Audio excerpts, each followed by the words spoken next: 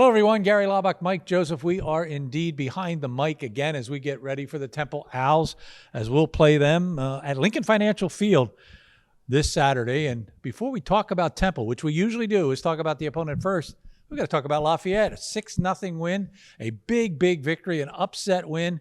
And, Mike, I loved your comment during the game. In fact, I went back and checked it out again. You made the point of making everyone play better. When you have all 11 playing well, everyone plays better. And I think that's exactly what happened to the defense. That's why everyone stepped up and did such a great job defensively. Yeah, I think they all fed off of each other. Once you get one guy making a play, the next guy wants to make a play. And then you create competition on the playing field. So you create competition rushing the passer. And then you create competition in, creating fumbles and creating turnovers. And then that secondary, which was in question for us, I thought they were indeed terrific. I thought they played well, all led by Deron Gilbert and obviously Sekou White, who played fantastic. We got good play out of the corner. So like you said, I think all 11 guys fed off each other, and we need to have that moving forward. Well, you bring up Sekou. Let's congratulate him. He was the Defensive Player of the Week in the Patriot League. Ryan Schuster was the Rookie of the Week in the Patriot League. And both of them, certainly Schuster, of course, did it with his legs, not with his arm. Yeah, he did, didn't he? And, sometimes you just got to get it done any way you can. And I think this week as well, looking at the Temple Owls and the Duke game, which I watched very closely, is their quarterback not only threw for 300 yards, Duke, but he ran. So going back to Ryan's going to have to use his legs, going to have to get out of the pocket, create some things. He's going to have to be a threat.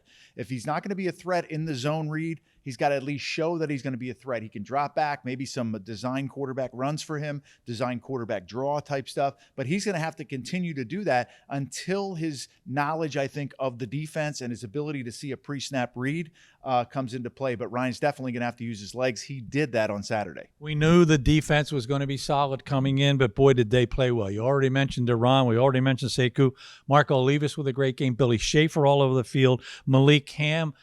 I mean, some of the plays when you just watch and focus on him, even if he doesn't make a tackle, he puts that guy in the backfield and messes everything up. Yeah, again, all 11 players playing well. And I go back and I look at Malik. Well, Malik was good because he got some single coverage on one side. He had Damon Washington in the middle creating that push to the quarterback's feet. Then he had Jair Stevens coming off the edge, like crazy. And these guys, again, very athletic up front. So when you can rush the passer, which they showed with 4 guys, and maybe add a 5th guy like a Marco Olivas, you have some tremendous guys getting after the quarterback. I think that contributed to the good play of the secondary. So when you get good play up front, you're going to get good play behind. But again, Malik was fantastic. He set the tone for everybody. He came to play, went out early with an injury. I think him coming back really kind of gave everybody a sigh of relief, like, okay, he's okay, let's move forward. And I think they picked up the play all across the line. I don't think it was a bad decision at all for Malik, because already some NFL teams have been here to watch Lafayette practice, to watch some of their football games. And I guess if we're going to talk about anything good offensively, because we certainly didn't gel all that well offensively, but it was the leg. I thought Jaden Sutton played well, and the legs of Ryan Schuster certainly helped. Yeah, I think all 3 running backs contributed. You had the big return by Curtis early to start things off. Then you had Conyers, though you can see why John Troxell and TJ like those guys. They like them in the offense. But I think really huge, not a lot of yardage, but like you said, Sutton, the couple runs he had, midline, creating some first downs. I think that kept the ball for Lafayette early in the second half, and inserting him, you could see a little chip on his shoulder because he didn't play. Phil Ing made the point of, that just those 6 or 8 plays where he came in, moved the chains was huge. I think he'll get some more playing time this week. We're going to take a chip off your shoulder from last year. You were not too happy with the punting game last year, but on Saturday, Trestick and Brian Hennessy, they did a really nice job punting the ball. Yeah, they got it out is what they did. And I think they made it a point to cut down on the steps, get better protection up front. They're going to you'll probably see a little bit more rugby punt type of stuff, because when you go against a team like Temple, who's got probably better athletes across the board, you concern yourself with special teams, and you concern yourself with your 2s and your 3s that are on your special teams, because they're going to have some of their 1s returning punts, returning kickoffs. You cannot give up a big team play on special teams. But I thought the punting was very good. I was not happy about the missed extra point, which looked like a pretty good hold, just this ball that got pushed to the side. But they're going to have to be perfect on special teams. The big punt return by Joe Gillette was huge. And of course, the obvious question is, how do we upgrade our passing game? Only 8 yards passing. You can't win games that way. No, you're not going to win games. And Lafayette obviously were lucky to escape with a win Saturday, but it's got to get better. It's got to get pre-snap reads. It's got to be more comfortable throws for Ryan Schuster. It's got to be more comfortable reads pre-snap. Now with Temple, they're going to show you some 2 high safeties. They're going to drive those safeties down, play some 4 across. It should leave some things open in the flat. I think you got to get a guy like Mason Gilbert involved. 90% of the throws, even 95% of the throws were outside the numbers. Can't win that way. You got to create some things inside. You know me, I'm always between the hash marks, get the tight end down the seam, check downs, things like that. But the ball's got to come out quick. We heard so early in the season and last spring how quickly they get the ball out. You got to get the ball out fast. Give him some easier reads, maybe some 1 or 2 man reads. If it's not there, check it down or use his legs. Probably at home you're wondering, what the heck is a pre-snap read? Well, if you go inside the huddle with Mike this week, he will explain to you exactly what the quarterback looks at and what he learns from what the defense sets up. All right, a brand new coach at Temple. They have not fared very well since COVID hit. They're 4-16 as a football team, even though they won the American Athletic Conference not all that long ago in 2016. They've got a coach that certainly has been around the block, and that's Stan Drayton in his first season. Ohio State, Texas, Florida, Syracuse, and he's been also an NFL assistant. Yeah, he's got the pedigree. He's got everything you need to bring that there. And I think Stan will be very successful. It's just he's got to make, just like John Troxel, change the culture down there a little bit. He's got to get those kids to buy in.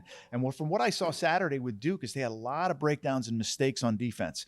Some breakdowns, obviously, offensively, a couple fumbles in the backfield, mishandled snaps, mishandled mesh points and things. But defensively, if I look at them from that standpoint, they need to be better at staying in their gaps, gap control. They over pursue. They get out of position. They kind of peek into the backfield. They don't recognize formations. They got to get better. So their question is, can they make that jump from the first game to the second game? I think they'll play better, but Stan's the right guy to have there. He's a good coach. He understands it. He's got a good staff.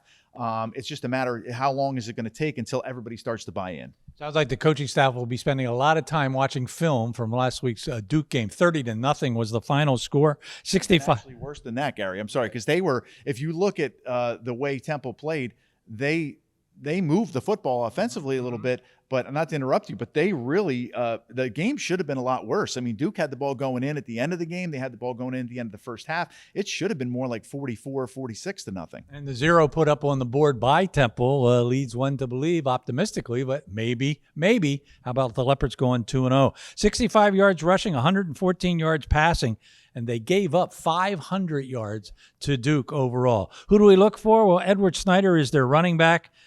8 yards and 8 carries. DeJuan Mathis, their quarterback, not a terrible day. He rushed for 21 yards. You got to worry about that a little bit. Jose Barbon and Adonicus Sanders are their receivers. Defensively, they didn't play all that well either. Jordan McGee, probably their best player at linebacker. Leighton Jordan, another good, outstanding linebacker. But as you mentioned, even though they may have the quality, FBS quality in terms of athletes, they're not gelling, and they're not doing what you say, all 11 play to make everyone better. They're really not. They just need to make a big step, like I said. But the quarterbacks are good. I like the quarterbacks. I think he's athletic. You got to keep him in the box, and DeJuan can really get it done.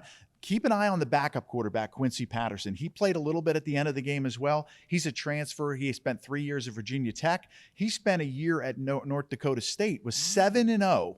Okay, got hurt. They went on to win the national championship. He never won his job back. That's why he left, and now he's at Temple. But he was 7-0 at North Dakota State. So he's very capable. He can do it with his legs. He can do it with his arm. He rushed the ball against Duke last year for a bunch of yardage. He is an exceptional athlete. So I think you might see Quincy Patterson look on the defensive side.